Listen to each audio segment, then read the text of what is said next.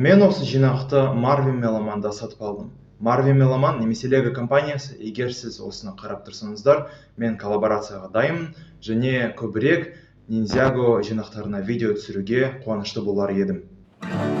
They say, go slow, everything just stands so still. We say, go, go, you're gonna see it's ripping too. Just jump back, kick back, whip around and spin. Then we jump back, do it again. Ninja, ninja, come on, to the weekend whip. Ninja, ninja, come on, to the weekend whip. Just jump back, kick back, whip around and spin. Алғашқы сәлем, сендермен Тамерланс және бұл Lego талдау. 71866 Ninja Character Display немесе Ninjagoның 15 жылдығына арналған көрме. Мен Ninjago сериалын жақсы көремін және осы жинақта сериалдың барлық басты кейіпкерлері жиналған. Мен осы жинақты 32.000 теңгеге сатып алдым, немесе $64. Жинақта барлығы 8 минифигура бар. Үлкенге құрмет, кішіге ізет. Үлкен кісіден бастаймыз. Master Wu. Оның бас киіміне қараңдар. It's so detailed. Оның тек қана бір бет әлпеті бар.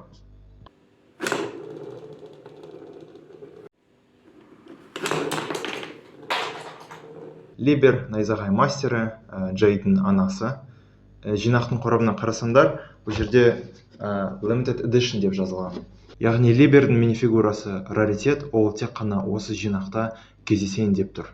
Осындай сирек кездесетін минифигурлардың саны 7 және олар тек қана Ninjagoның 15 жылдығына арналған жинақтарында кездеседі. Ninjago 2011 жылы басталған, 15 жыл өткен, мен де оған сене алмай отырмын. Айтпақшы, Зейннің дауыс актері Брент Миллер, ол блогер және оның өз YouTube каналы бар. Ол Ninjagoның 15 жылдығына арналған музыкалық видеоға реакцияны түсіріп, 15 жылдықты тойлаған. Ninjagoның 15 жылдығы құтты болсын. 15 жылдыққа арналған жинақтарда ғана кездесетін минифигуралардың саны 7. Басқа жинақтарда жас Ву, жас Гармадон және бірінші спинжитсу мастері бар. Барлығында осындай арнайы іргетас бар. Және осы іргетастар бір-бірімен қосыла алады. Немесе монастырьге қосыла алады. 15 жыл бұрын маған осы стаканды сыйлық ретінде мен туған күніме берген. Мен осындай болдым. Либердің тек қана бір бет әлпеті бар және оның шашы осындай.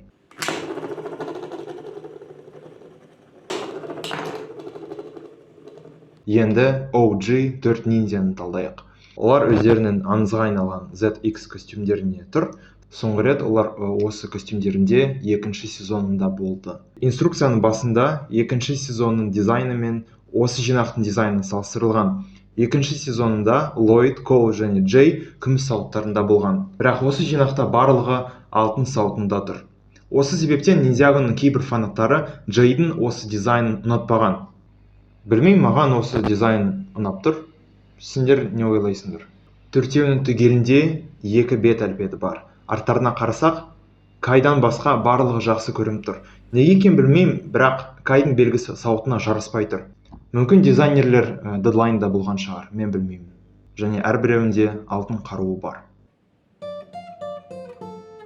Уақыт әлі өз атауын алғанға дейін бірінші спинжитсу мастері 4 элементалды алтын қаруымен Ninjagoны құрды. Жер сілкіну шалғысы, найзағай нунчакалары, мұз шүрекендері және от семсері. Бірақ абай болыңдар, ешкім осы 4 қарудың күшін бір уақытта жүгендей алмайды. Ол қауіпті. Шүрекендерден басқа барлық алтын қаруларда айдаһардың бейнесін көруге болады. Кейде мен OG дизайны сағынамын және менде Коулдың 4-ші сезонының минифигурасы сақталған. Енді Ния туралы сөйлесейік, ол өзінің Samurai X костюмінде және оның дулығасы осы тас жауынгердің дулығасына ұқсас. Егер біз осы нәрсені алсақ, Ния Карловқа немесе Гармадонға ұқсап тұр. Нияның OG дизайнын салыстырсақ, осы дизайнында көк белбеуі бар. Мен ойымша бұл Нияның су мастері екеніне сілтеу болып тұр. 2 катанасы оның артына салына алады. Және Нияның 2 бет әлпеті бар. Енді Ллойд, менің сүйікті ниндзям. I mean, he's perfect.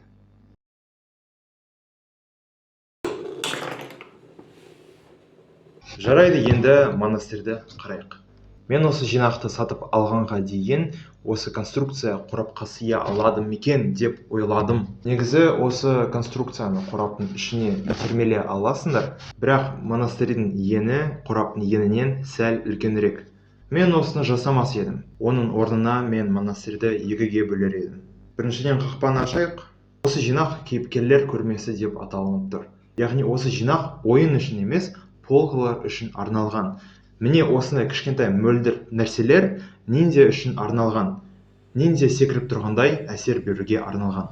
Міне бұл жерде осындай тісшелері бар, шатыры күшті. Мен осының не екенін білмеймін, бірақ ол жеңіл түрде алына алады. Бізде сатылар бар, мынау жараспай тұр және ол маған ұнап тұр. Және астында осындай алтын құймасына ұқсап тұрған нәрселер бар және кішкентай алтын жүрек. Либердің іргетасын бұл жерге салайық. Артында қақпаның екі жағында от жанып тұр және астында шайхана. Шайнек, екі орындық және екі кесе бар. Және қабырғада постер ілініп тұр. Жас Ву мен жас Гармадонның шайқасы көрсетілген. Мен осы стикерді жапсырғанда оны дәл жапсырған жоқпын. Біріншіден мен осы стикерді қайта жапсырған келіп тұрған, кейін мен осындай ақауды жай ғана төзу керек деп шештім. Яғни бұл мен перфекционизмге қарсы шайқасым. Неге екенін білмеймін, бірақ монастырь маған үй ішінің жайлы жағдайын және ностальгия сезімін беріп тұр. The sense of home. Осымен болды. Видеоны қарағандарың үшін рахмет. Ниндзяганың 15 жылдығы құтты болсын. Сау болыңдар. Енді тәжірибе жасайық. Біріншіден мен Вудың сақалы мен бас киімін әркімге қойғым келіп тұр.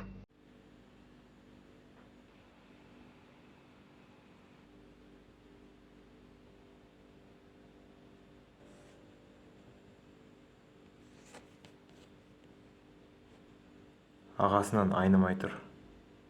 Енді Либердің шашын қояйын.